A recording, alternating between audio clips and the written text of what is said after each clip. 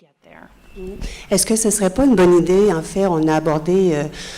Wouldn't it be a good idea, because Jerry also spoke about that, and Chris, you mentioned it.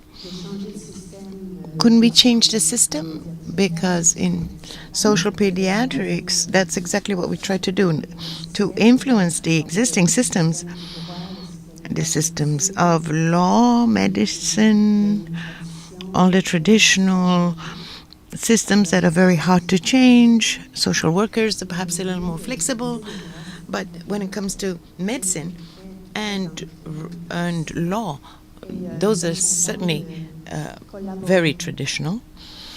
So when we talk about collaborating and cooperating with different disciplines,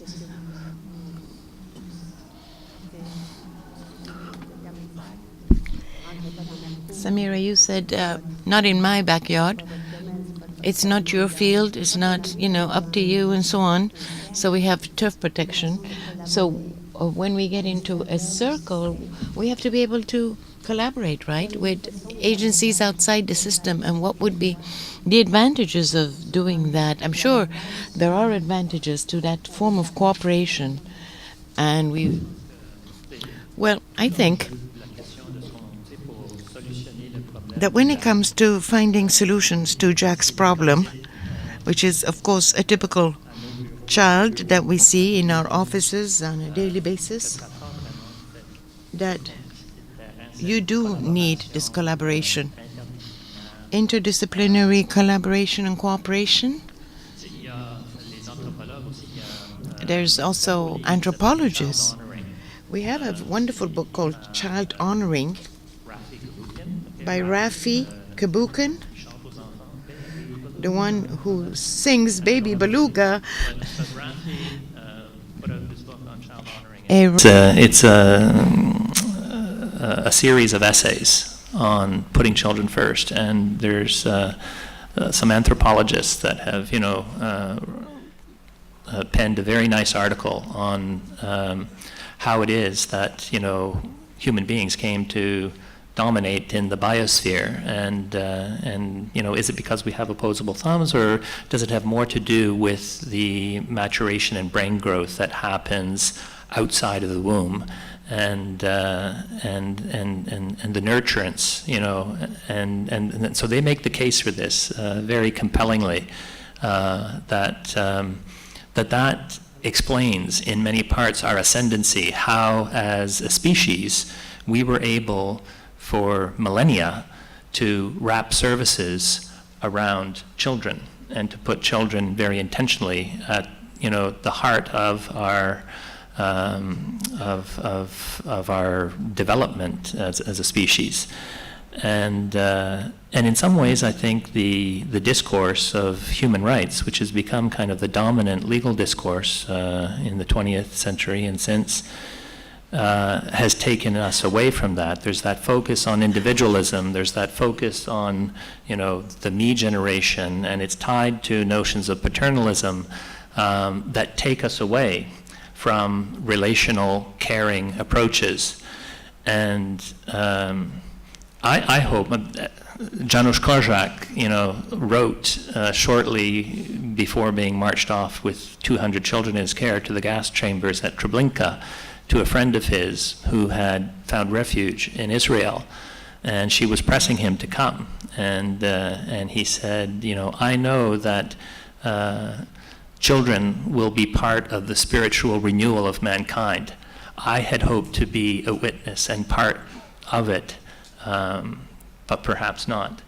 But just that notion that if we can get back to putting children front and center in our social policy, and to build a village around a child, and to start working outside of our silos and our zones of comfort, and to, as lawyers, move out of the courtroom and get into a case conferencing model, even though we've never done that before, or the judge has never done that before, and to sit down with the pediatrician.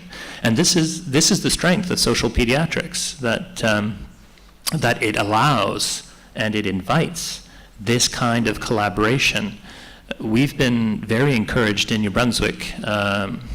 We wrote a report following Ashley Smith's death, and I don't know how many people are in the room are familiar with Ashley Smith, but apparently after she died, she was the best known young Canadian in media around the world. More headlines than Justin Bieber. But she strangled herself while 4 custodians watched in Kingston Penitentiary. But she had grown up in New Brunswick, and she had spent an awful lot of time in segregation in our closed custody facility.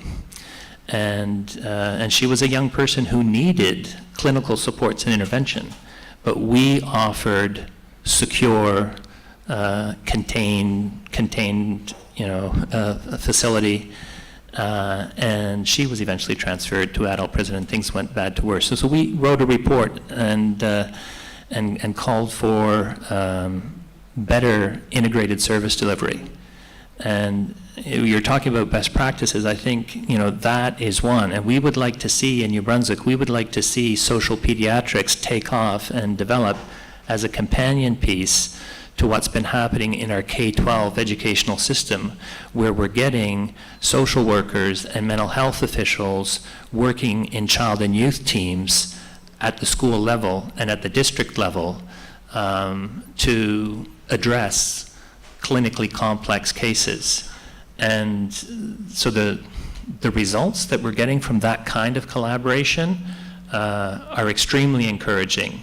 But to do it not when the kid starts going to school, but when the child is born, and to do it from birth to 5 with pediatricians, that would be even better. Mais dans le système juridique, Yes, but in the legal systems and in the health system, there are standards. And we were talking about the fact that people are trying to think outside of the box and function outside of the box and operate outside of the box. And I know that, Jerry, you've done quite a lot of work to do that. We talked about the fact that we could get all the highest experts together to see if we could determine together how we can have transdisciplinary care for the child. You've tried to put the child at the center of this work, making the child the expert and the family also the experts. Could you perhaps tell us more about that? Yes, it's one of my favorite topics and one of my biggest headaches, I think, at the same time. I find this whole question of implementation extraordinarily vexing. Best practices are extremely important, and from my perspective, I think best practices are quite well articulated. But the problem is that good ideas aren't enough. Wise advice isn't enough. It takes more than that. And I used to be, I'd have to say, quite naive about this. I mentioned earlier the 1996 revision to the British Columbia Statute on Child Welfare, and I was very involved in it. And the coming into force date for the legislation was announced, and it was right in the middle of a holiday that I was supposed to be on with my family. And so I said to my partner, I have to cancel. I'm the lawyer primarily responsible for this, and my phone's going to be ringing off the hook because this is a very different way of practicing child welfare. And I couldn't possibly be away from the office. So my family went on the vacation, and the day came around, and the statute came into force, and my phone didn't ring all day. And my phone didn't ring the next day or the day after that. And maybe I got one phone call, somebody asking, what's this about, this change? And what I found was even putting words in legislation, people just kept doing what they used to do.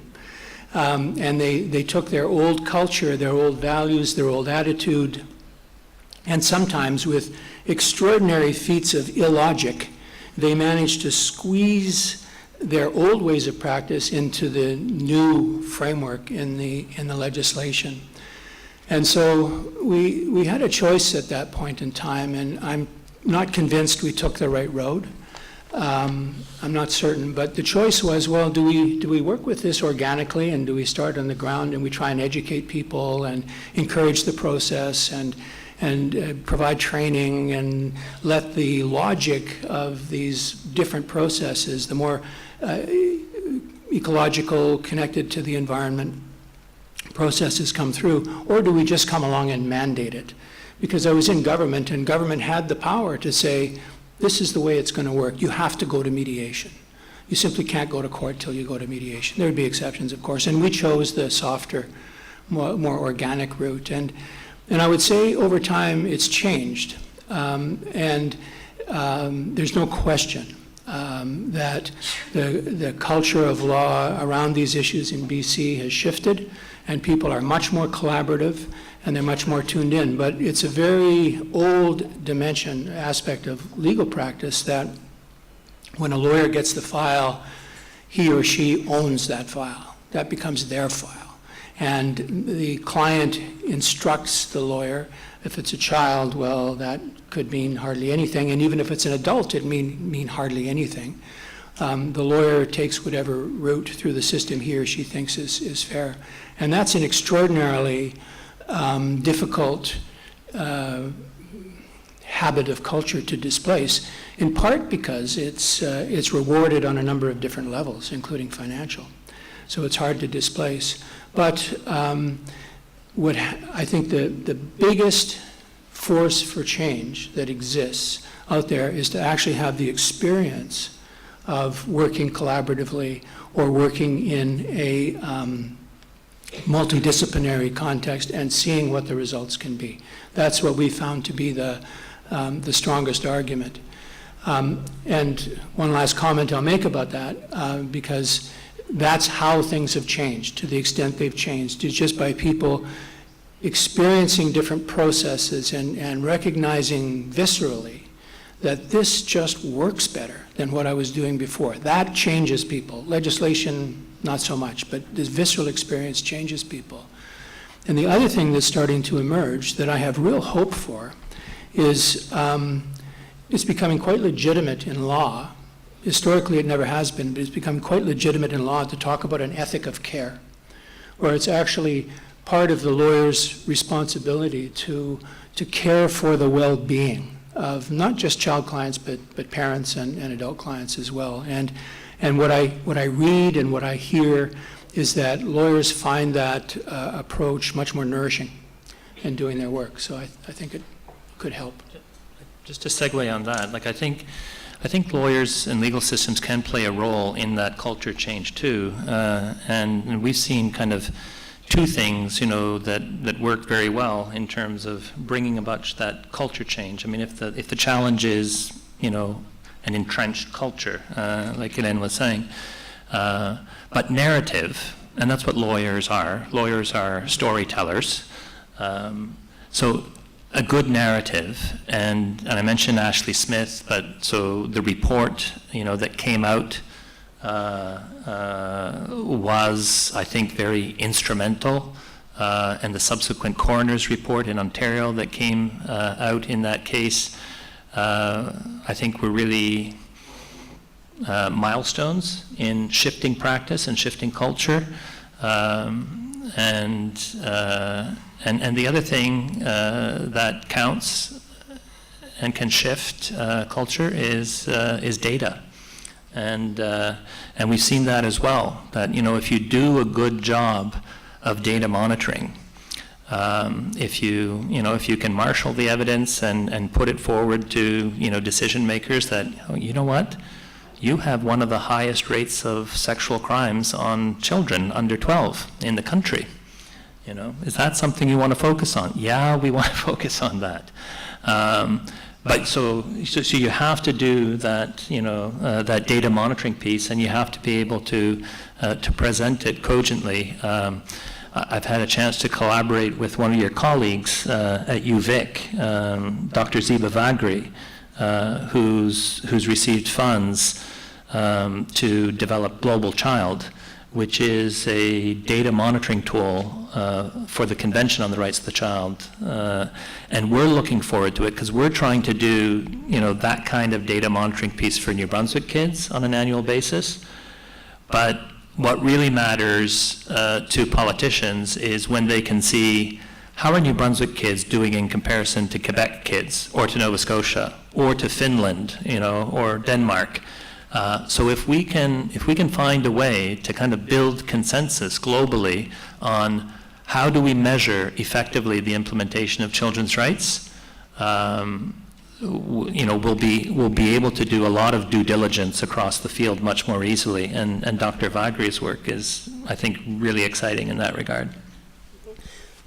On a presque terminé. On avait une dernière question. Almost finished, actually. This is our last question. Quatre avocats ici. We have 4 lawyers here talking about rights.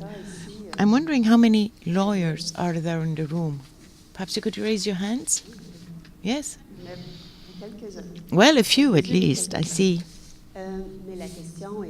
But the question remains, we don't have a lot of work. We don't have a lot of time. Who's responsible for implementing all these rights? Is it just lawyers? And Samira? We don't really have time, but you said you had a lot more success when the children themselves expressed themselves in front of the court, because the court then understands the interest of the child and the importance of taking that into account. And they see a new perspective when the child is there to express himself or herself. And Jerry, you mentioned that all lawyers should perhaps change their perspective and improve the way they deal with children and make the child the priority in public policy. I just wanted to know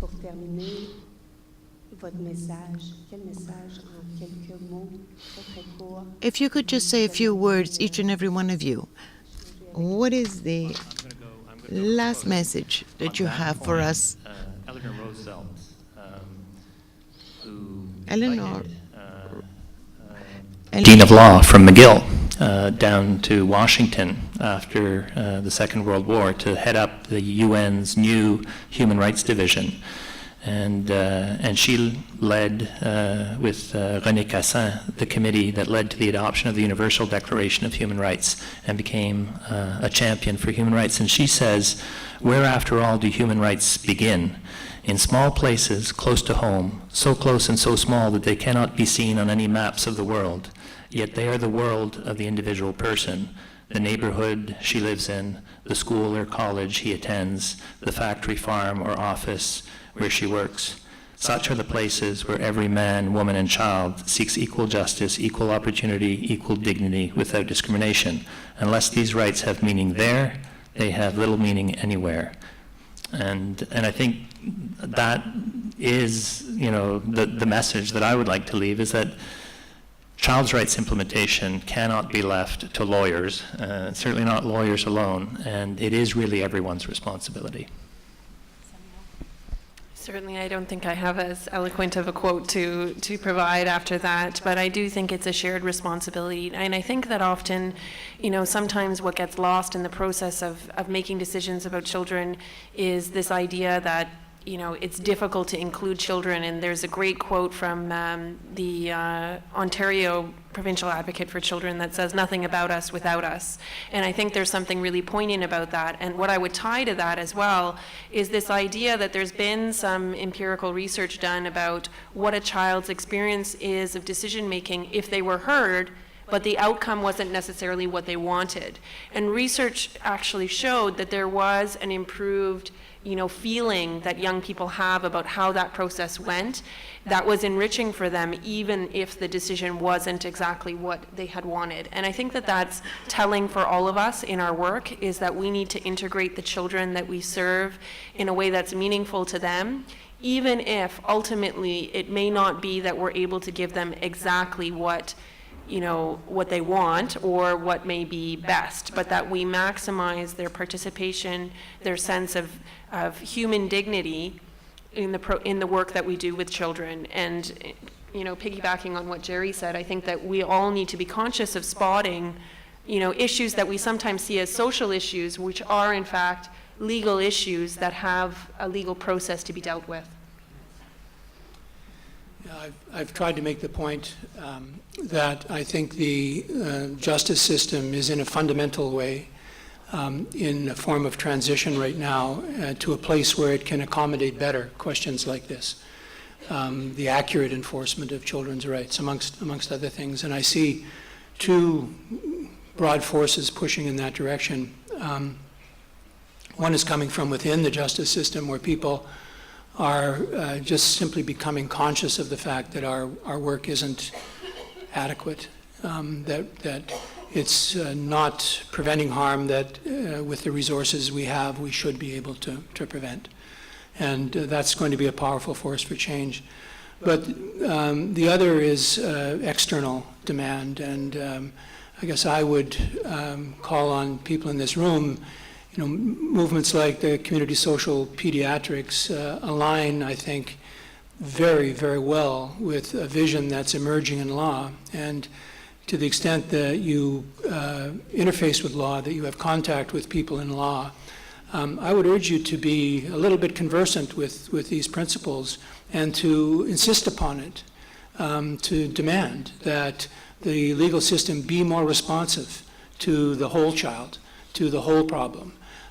Because it's not a foreign language anymore. Those ideas are afoot in the profession, and you should be able to get purchase with that. And I quite seriously think that the pressure from outside, from medicine, social work, psychology, other disciplines, can be productive and helpful. So remember that, please.